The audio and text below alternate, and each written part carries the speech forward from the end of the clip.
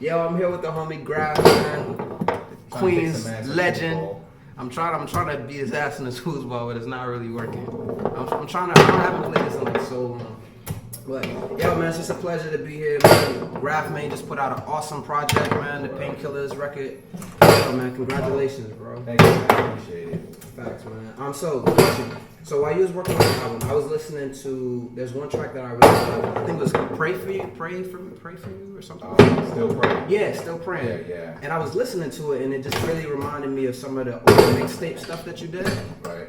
And I was just like, wow, man, the industry is very commercialized now. And like just hearing the Trap Phone record, I was like, okay, this is dope. In that moment, I kind of heard you. You know what I mean? Like I really heard you tapping into like that pain. You know what I mean? That I've known you for doing for so many years. So when you were working on this project, what mindset were you in going into this project? Hey, damn it! This is why cheating is fundamental. I got this project, I don't get the whole concept on painkillers in general. Like painkillers, to me, is like the antidote to what's going on. I look at the whole world like everybody's numb. Okay. Nobody feels shit. You're disconnected. You're distracted all day. You're on your phone, chasing Pokemon. You're watching the fucking news. You don't feel anything ever. Yeah. You can't see your nose in front of your face. You don't feel anything.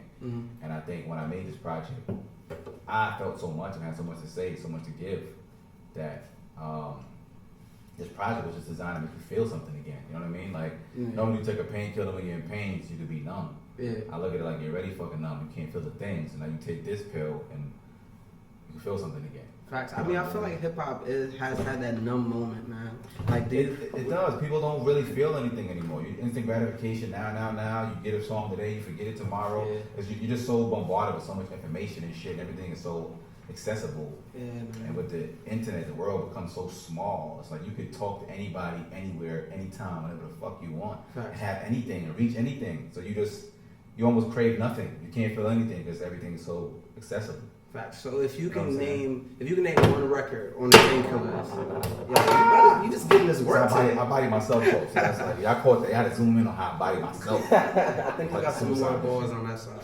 But what would you say like your favorite record, like the one record that just made you like this is 2 balls, hands number. Balls. Yeah, what's your favorite record? On a project, my favorite record. I'm trying to see if you can say the same one I'm thinking. I don't really have a favorite because they all mean something different to me, but Still Pray is one of my favorites. Yeah, that's one of my favorites. Just the point I'm making and what I'm talking about. Yeah. And the guy that's on it, that's King Charlie. That's my actual blood cousin. He's shit, dope. When he first played me that record, he had the beat and just saying that hook.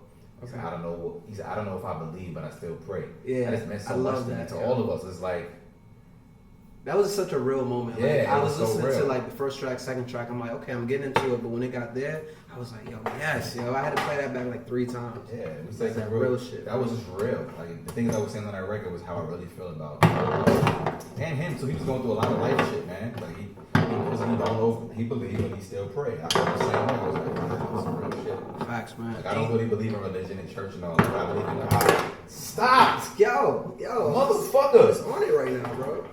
I'm about to start cheating. I believe you. Yeah, but so that's one of my favorites. I like Lord of Mercy a lot too, just the raw hip hop element of it. I thought that was a very New York sound. I'm on it. I thought it was amazing to me at a time where I just feel like everything is so cookie cutter. I was just like, damn, this feels like fucking New York, man. Like, and a time where I felt like I didn't know what New York sounded like anymore. You know what I mean? New York lost that original sound that we used to have. So right. The New York sound to date has a damn defense ain't working over here. These faces. He's about to start making excuses in a minute. Yeah, man. I got to somebody oil the red niggas, man. I'm dead. You know what I mean? Nah. Yeah, man. I don't think my city really has a particular sound anymore. I think that kind of got lost a couple years ago because New York radio in general sounded like Atlanta radio for so long. Long time. Most of the artists that come up now were raised on Atlanta. You know what I'm saying? It's not even anybody's fault the way the sound went. The sound is all mixed up. But it's not, I don't complain or anything. I enjoy music in general for my city or from any fucking city. That's like music. I'm just a fan of fucking music. Yeah, I mean, you've traveled the world, bro, and you've probably experienced festivals. You've experienced like so many different types of sounds. And I mean, I can tell that by just going down the first 3 records. Then I get to like 4 through like 7. Damn it. 4 through 7, I'm like, okay, this is dope. But then you get to the girl records, and I'm like, okay, Grafh. I was like, okay, Grafh, singing a little bit. Yeah, you know. I was like, okay. I can't sing, but if I could sing like Drake one of them, fuck all that. I really would.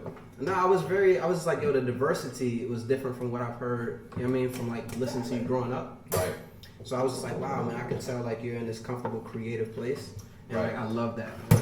So, Yeah, I like to do new shit. I like to experiment with sounds. Plus, I'm a writer in general too, so a lot of records, some records I make just to sell. I was telling my guys earlier. Yeah. Some records I make that are maybe too left field for. That's your first one. Yes. That's your first one. Doesn't matter. You gotta start somewhere. That's what the interview's about. God damn it. No, that's what I thought was dope, and I also wanted to touch on because you know you're from Queens. I'm not a New Yorker myself. I'm from Virginia. Okay. So like when I moved here, my eyes were just like, oh, this is crazy. Right. But I've heard so many stories. It's just like, yo, it's cleaned up and it used to be like this. And I'm like, damn. So I'm listening to your album, and you've been like decade, you know what I mean, and over time of just rapping and doing your thing. I'm like, wow, Queens probably isn't what it was when you made your first 2003. You know what I mean, about 2002. I was just like, where's your inspiration gonna come from now? If you're so like into the game now. A lot of my music is inspired from what I see, what I go through. Okay. Pain, struggle, just life in general. So it's not just all.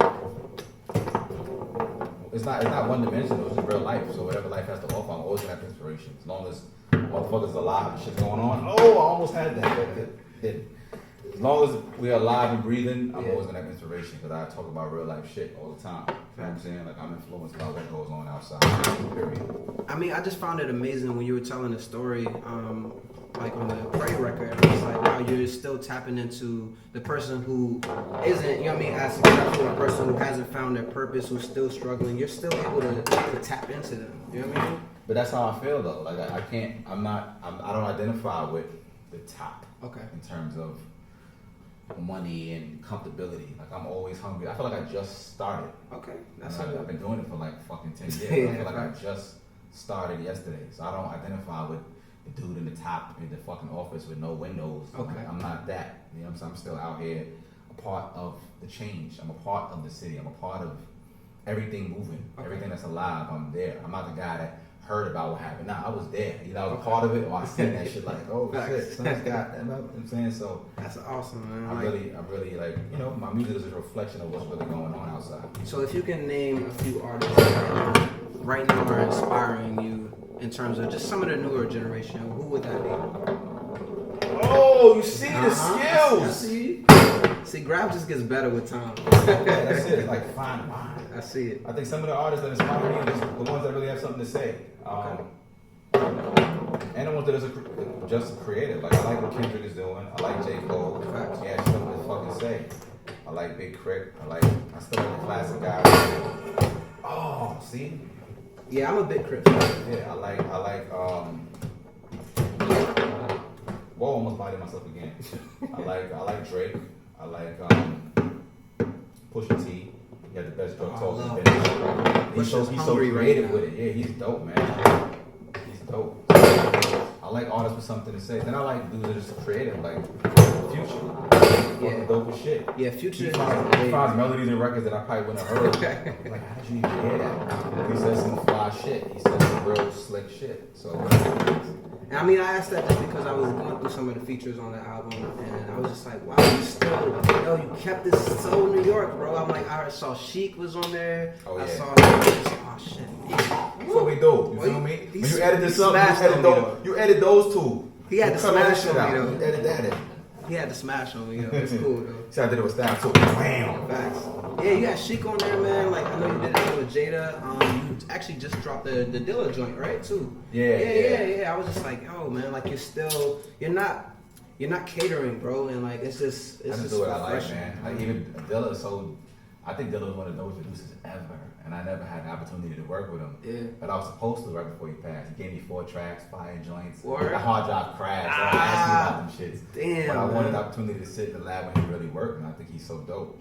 But I never got that. So when I went on tour with Royce the 5'9", you know, Royce is from Detroit. Yeah. So that whole vibe, that whole Detroit hip hop scene, he had his brothers and shit out there, Kid Vicious and all that. Facts. And that whole Detroit hip hop was just, I was influenced by it. So I went back to the crib like, you know, let me jump in my Dilla bag. You know what I mean? Dilla bag. And give it up. That's a very, very powerful thing to have. To have the Dilla bag, bro, like you got an official hip hop forever pass right there. Yeah. So Like, cause that's the thing that sucks about being so young. You know what I mean? I just like there's so many great people who passed, so many great people who retired. You know what I mean? Like I never got to experience, you know what I mean, a lot of those things. So I'm just happy that you're able to keep that alive. And there's a new generation of listeners, man. Right. And that's something that I wanted to talk about too. Damn. So we do. You just stop and you just, Damn. you know what I'm saying? Damn. And then he did it so.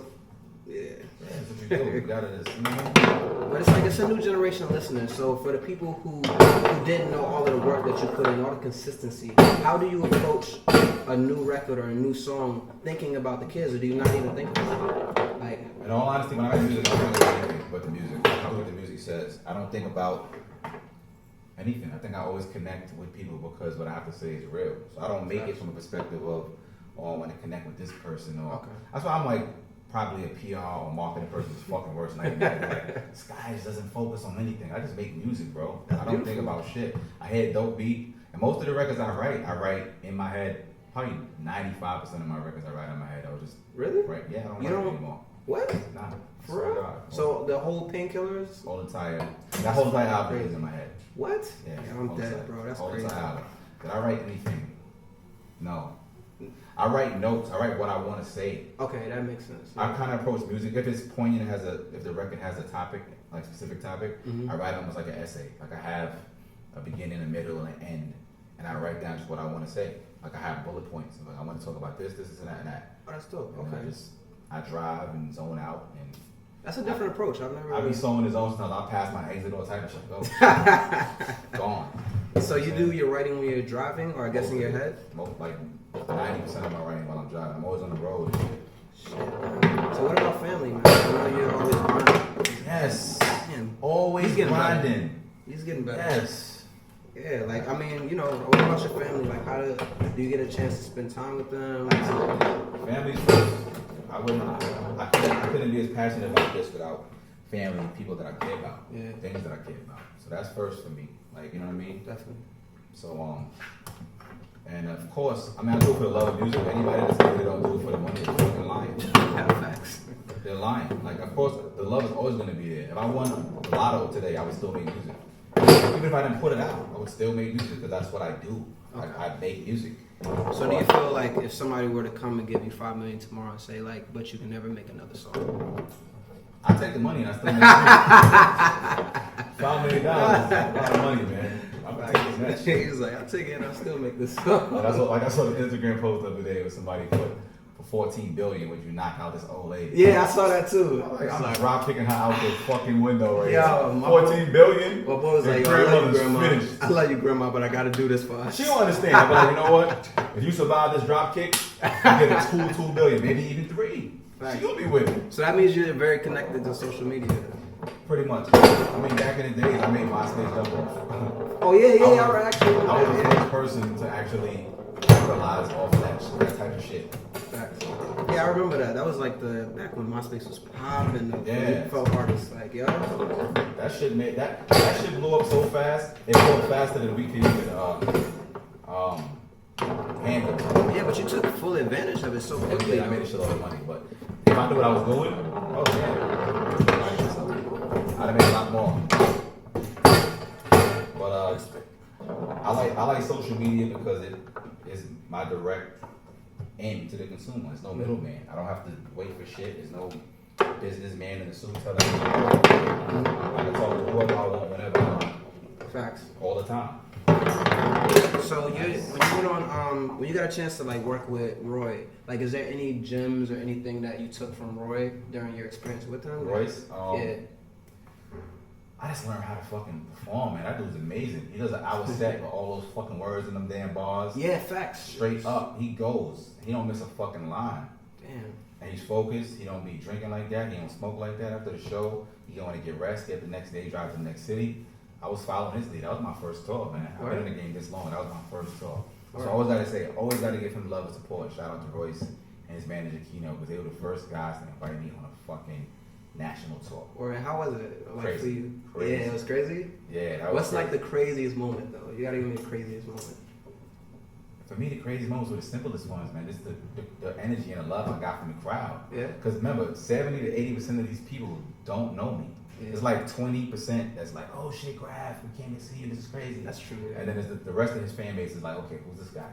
They don't know. Yeah. So just winning them over and getting that love and support was retarded. So you don't get the New York like arms crossed like look when you rapping? They came there to hear bars. Facts. They came there to hear some fucking real hip hop. And that's just what I'm about. So that shit was crazy. And just saying, hey, listen, man, end of the show, I'm selling my album right there and the merch. And they like, oh, I'm going to get the album right fucking now. Yo, that's the best feeling. They're like, I want this shit. Can you sign this, please? I'm like, absolutely. So do you feel that same energy though when you're here in the city? Like Really? you do? Okay. So I'm from here. So, I mean, I know most people say they get probably the most hate where they're from. And Yeah. I get a lot of love. I mean, you're a vet, so like I would imagine so. Out here, I get the love and the respect, which is dope. I was saying earlier too, like I think one of the greatest accomplishments that I've achieved career-wise that I get respected from all my peers, all the people that I look up to, that I respect. It's mutual. Facts. You know what I'm saying? So that's a dope feeling. I mean, that's probably like one of the greatest. That is one of the greatest things I accomplished. That and saying that there's nowhere in the world you can go where there's nobody that ever heard my name.